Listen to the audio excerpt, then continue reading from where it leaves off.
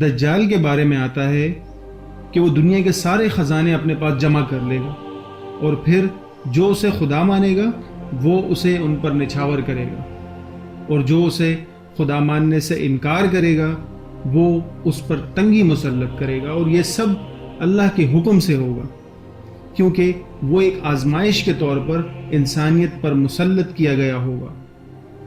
ناظرین، جب یہ بات میں نے سنی تو میں سوچ میں پڑ گیا کہ وہ کیسے دنیا کے خزانے جمع کرے گا، کس طرح وہ لوگوں پر تنگی مسلط کرے گا، اتنا اختیار اسے کیسے مل جائے گا۔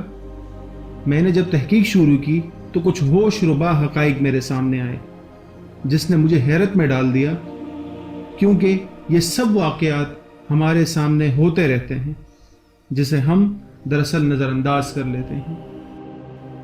ناظرین، مزید دیکھنے سے پہلے ہمارے چینل کانسپریسی تھیوری کو سبسکرائب کر دیجیے۔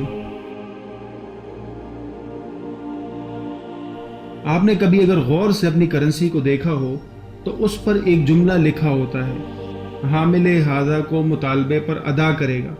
یہ جملہ ہمارے تقریباً تمام نوٹوں پر لکھا ہوتا ہے۔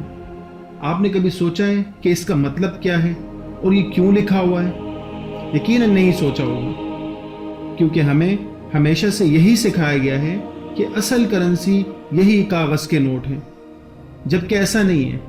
یہ اصل کرنسی نہیں ہے، یہ دراصل اصل کرنسی کی رسید ہے، اور اسی وجہ سے اس پر مندرجہ بالا جملہ لکھا ہوتا ہے۔ تو سوال یہ پیدا ہوتا ہے کہ اصل کرنسی کیا ہے اور وہ کہاں ہے، اور ہم ان کاغذ کے نوٹوں میں کیوں تجارت کر رہے ہیں؟ زمانے قدیم میں تجارت بارٹرنگ میتھڈ کے تھرو کی جاتی تھی، جسے ہم عام زبان میں لین دین کہتے ہیں، یعنی کسی بھی ایک چیز کے بدلے دوسری چیز بیچی جاتی تھی، جیسے آٹے کے بدلے چاول۔ لیکن یہ طریقہ کافی مشکل تھا۔ لوگ ایک لمبے عرصے کے بعد اس نظام کے متبادل دوسرے نظام کی کھوج میں لگ گئے، اور ایک لمبے انتظار کے بعد دنیا دھات میں تجارت کرنی شروع ہو گئی، مطلب سونا، چاندی، کاپر وغیرہ، اور یہی دراصل اصل کرنسی ہے۔ جو وقت گزرتا گیا، دجال کے پیروکار اس کے فسادی ایجنڈے کی تکمیل کے لیے کوشاں ہوتے چلے گئے، اور بالآخر 1914 میں نیشنل بینکنگ سسٹم کے تحت پہلا $10 کا بل تیار کیا گیا۔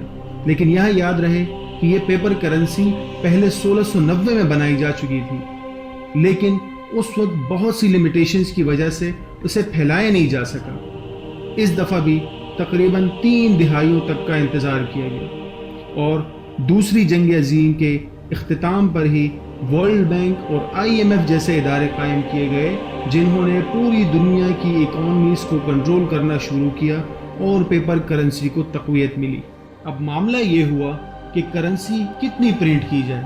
اس کے لیے کسی سٹینڈرڈ کا ہونا ضروری تھا، جو کہ سونا مقرر ہوا کہ کوئی بھی ملک اس میں موجود سونے کے مطابق ہی کرنسی چاپ سکتا ہے۔ یہ سسٹم کچھ عرصہ چلتا رہا، لیکن اس میں ایک بہت بڑا مسئلہ تھا، اور وہ مسئلہ یہ تھا کہ سونے کے سب سے بڑے ذخائر امریکہ میں ہی تھے، جو کل دنیا کا 75% سونا تھا، اور تمام الائڈ ممالک کی شرط یہ تھی کہ وہ اپنی کرنسی کو گولڈ میں ہی ریڈیم کریں گے۔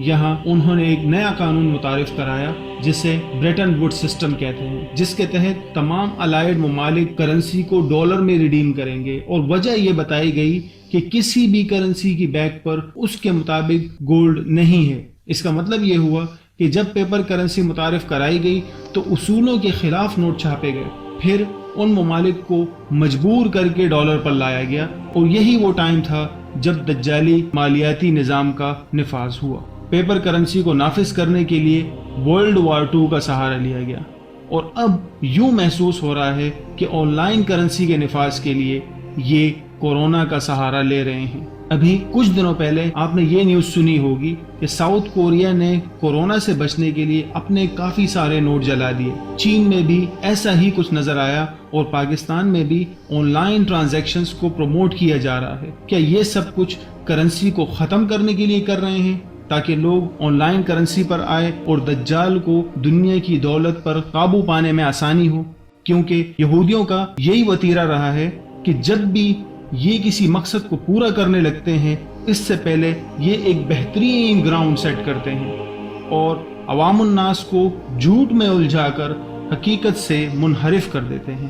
آج اللہ نہ کرے اگر ایسا ہو جاتا ہے تو دنیا ایک بہت بڑا بحران دیکھے گی جو اس نے پہلے کبھی نہیں دیکھی ہوگی۔ اللہ سے دعا ہے کہ اللہ ہمیں دجال کے فتنے سے بچائے، آمین۔ ناظرین، اگر آپ کورونا سے ہونے والے مذہبی نقصانات جاننا چاہتے ہیں تو یہاں کلک کریں، اور اگر آپ یہ جاننا چاہتے ہیں کہ کورونا کتنا خطرناک ہے تو یہاں کلک کریں۔